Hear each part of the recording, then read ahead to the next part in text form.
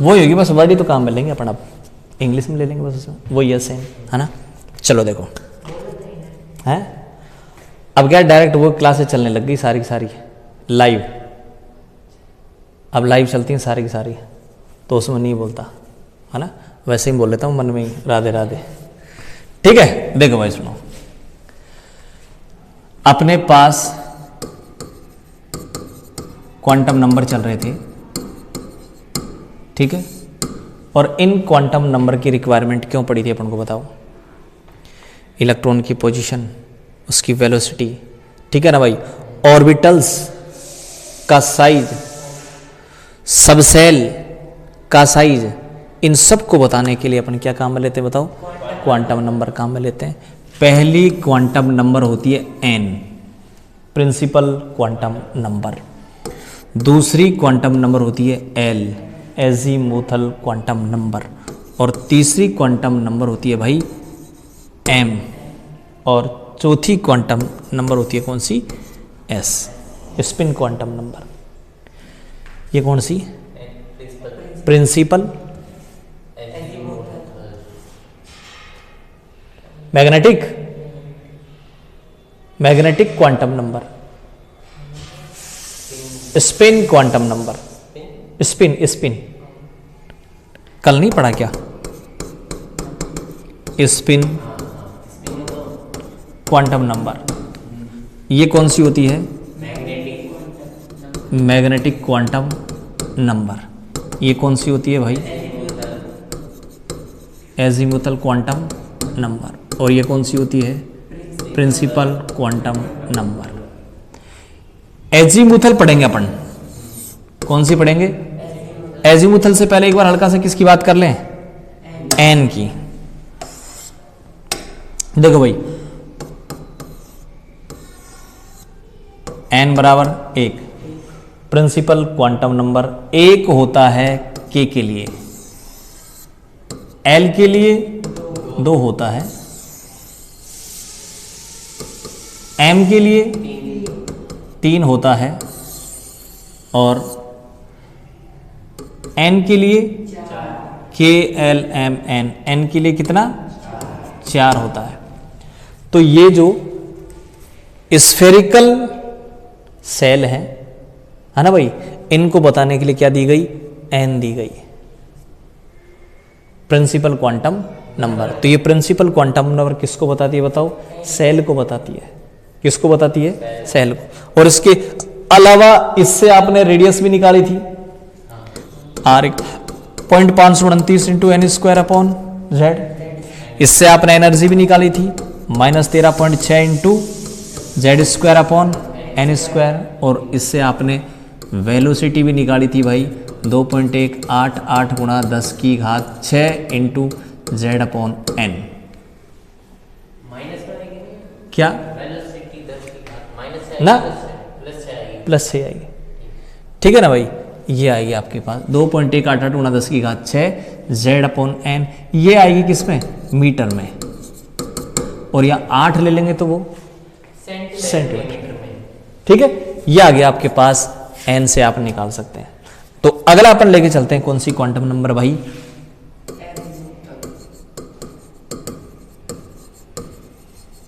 Azimuthal quantum number, ठीक है भाई। तो एजीमुथल क्वांटम नंबर की अगर अपन बात करें कि एजीमुथल क्वांटम नंबर क्या होती है, वो बात करें। देखो भाई, किसने दी थी भाई, सोमरफेल्ड ने दी थी। कैसे दी थी पता है, सोमरफेल्ड ने पहले दी थी के, पहले के दी थी, और उसने कहा था कि के इक्वल होता है 1 to n। फिर उसने क्या किया था, के को हटा दिया था और के की जगह दी थी उसने कौन सी, एल। और उसने कहा था कि एल इक्वल होगा k-1। ठीक है, नहीं समझाए कोई बात नहीं, बताता हूं। देखो कैसे कहा था उसने। सपोज मैं n बराबर 4 की बात करूं, n बराबर 4 की बात करूं, तो बताओ k की वैल्यू क्या होगी, 1 से 4, 1 से 4 का मतलब 1 2 3 और 4 होगी नहीं, पढ़ रखा अपने एन अपॉन के मेजर अपन माइनर पढ़ रखा है। उसके बाद क्या भाई, के को हटा दिया और के की जगह एल दे दी। एल क्या है, इनमें से एक घटाते जाओ, 0 1 2 3, बोलो सही है कि नहीं। एल की वैल्यू आ गई है 0 1 2 3 4। अब इन वैल्यूओं को मैं आगे लेता हूं। अब एल की वैल्यू कितनी आ गई बताओ, 0 1 2 3, और ये पता है किसको प्रदर्शित करती हैं, सब सेल को प्रदर्शित करती हैं। एल इक्वल 0 हो तो एस पी एफ सब सेल को रिप्रेजेंट करती है, ठीक है, सब सेल को प्रदर्शित करती हैं भाई। अब मैं क्या करता हूं, इनकी शेप बता दूं, सब सेल की शेप बताते हैं। 0 और स्फेरिकल,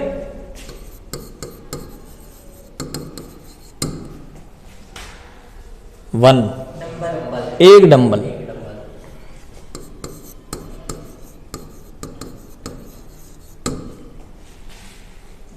2 डंबल, 2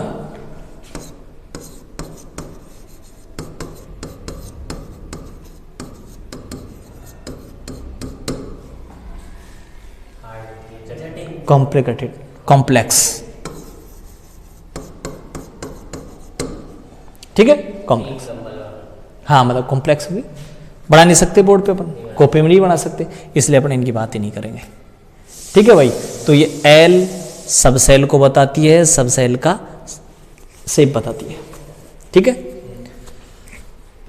एक एक को बाद में बात करेंगे इनको सबको।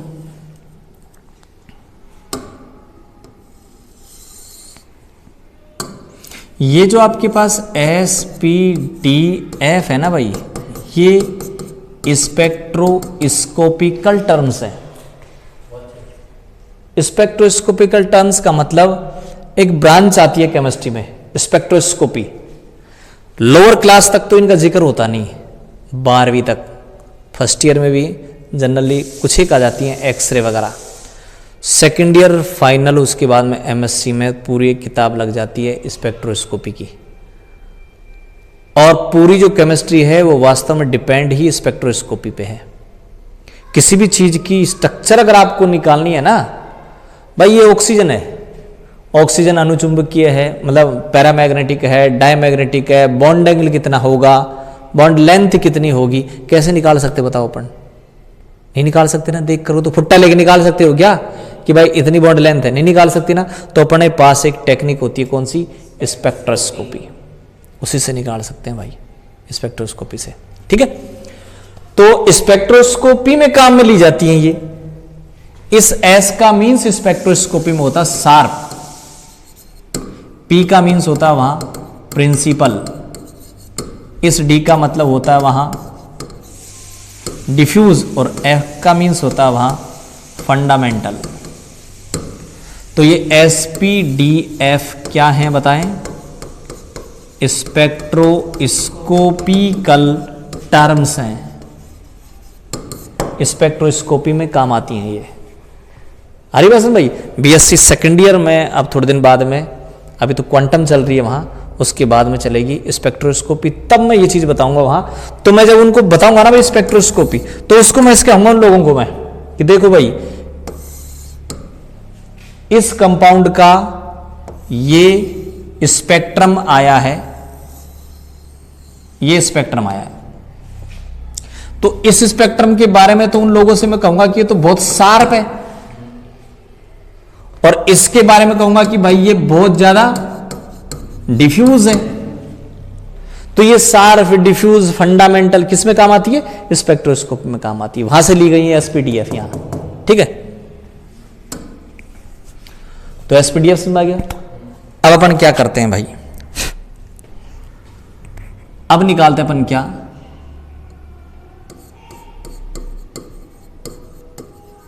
Number of orbital.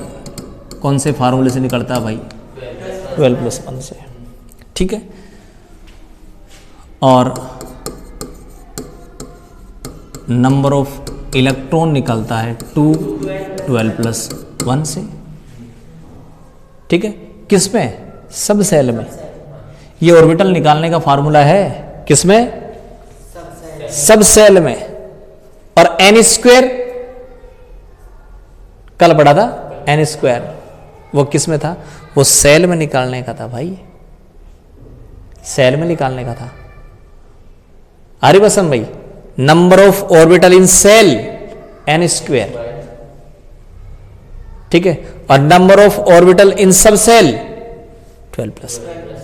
तो दोनों में अंतर समझो, दोनों ही ऑर्बिटल निकालने के, 12 प्लस 1 भी ऑर्बिटल निकालने का और एन स्क्वायर भी ऑर्बिटल निकालने का, लेकिन वो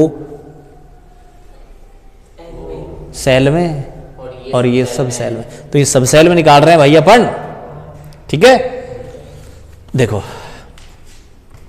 चलो निकाल दो एक बार इधर। देखो मान लो मैं n बराबर 1 की बात करूं, n बराबर 1 की बात करूं, तो बताओ ऑर्बिटल कितने होंगे? n स्क्वायर भाई, 1 का स्क्वायर भाई 1 होगा। n बराबर 2 का भी निकाल लो, चलो n बराबर 2, बोलो ऑर्बिटल।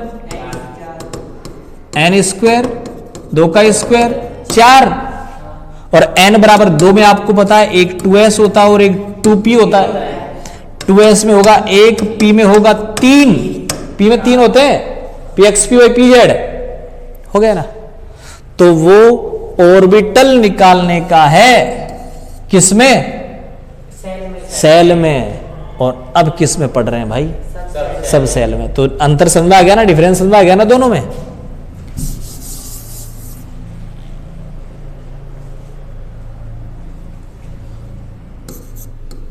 एस सब सेल, बोलो भाई। N equal sorry l equal 0, orbital बोलो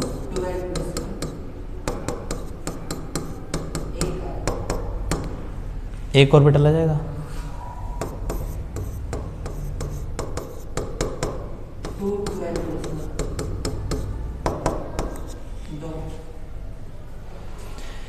एक ही ऑर्बिटल होता है स्फेरिकल। एस फ्री, पी ले लें,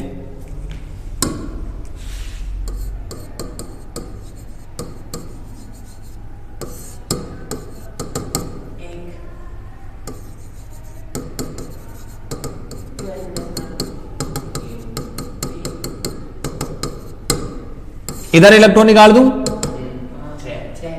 देखो इलेक्ट्रॉन ऑर्बिटल से दुगने होते हैं। ऑर्बिटल अगर 3 है तो इलेक्ट्रॉन 6 हो जाएंगे, चाहे निकाल के देख लो फार्मूले से।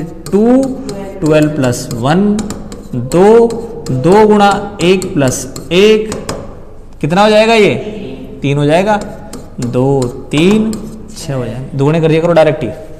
ऑर्बिटल कितने है भाई? p में 3 ऑर्बिटल होते हैं, और वो 3 कौन से होते हैं पता है? px py pz। px क्या होता है? जिसमें इलेक्ट्रॉन डेंसिटी x एक्सिस पे हो, इलेक्ट्रॉन डेंसिटी y एक्सिस पे हो, और इलेक्ट्रॉन डेंसिटी z एक्सिस पे हो। तो ये हो गया px py और pz। इलेक्ट्रॉन डेंसिटी x पे हो, इलेक्ट्रॉन डेंसिटी y पे हो, इलेक्ट्रॉन डेंसिटी z पे हो, ठीक है। p हो गया भाई। p की बात बोलो कौन सा लें? d ले लें? क्या 2? l बराबर 2। ऑर्बिटल बोलो।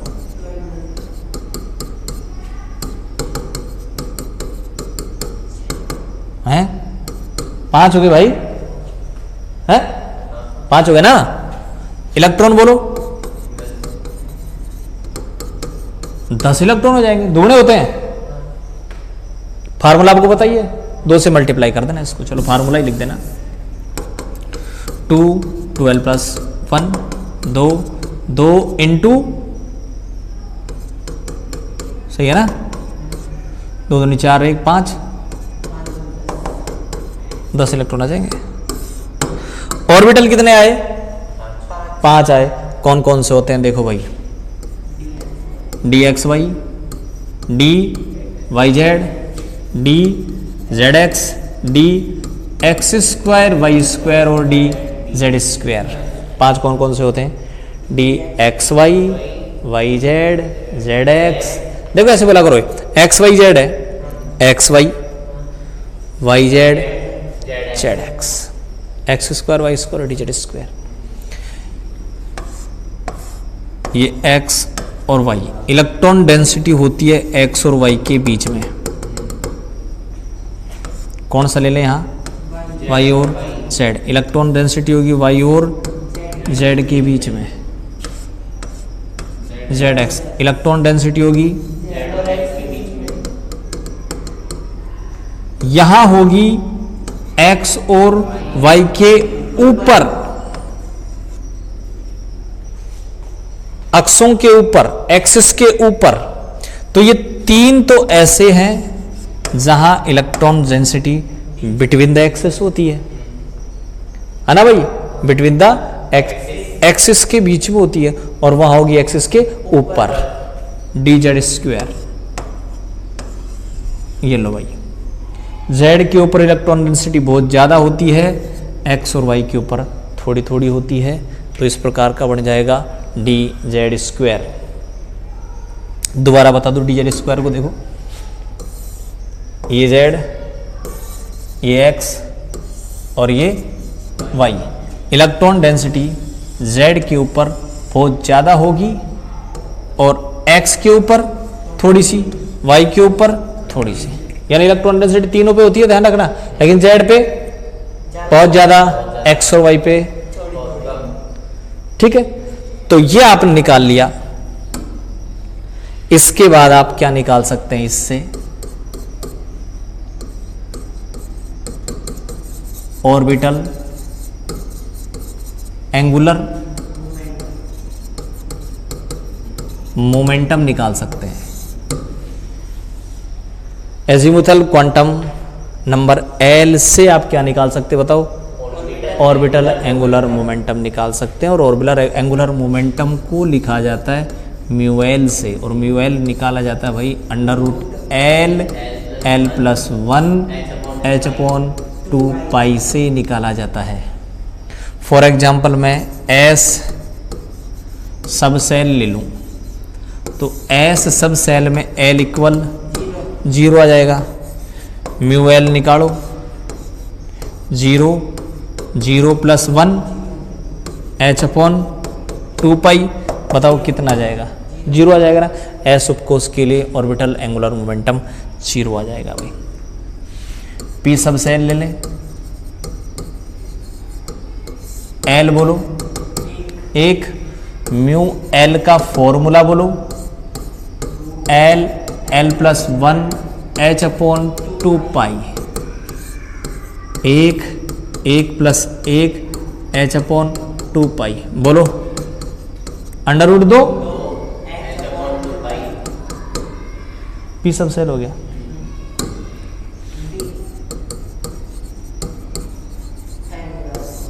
एल इक्वल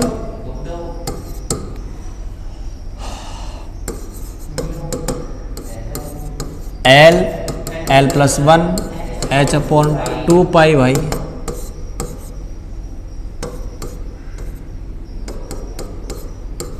बोलो जल्दी से देखा, अंडर रूट 6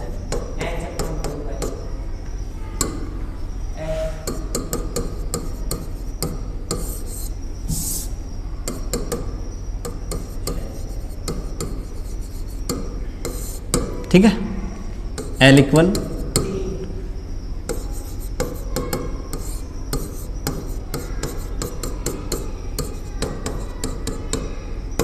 बोलो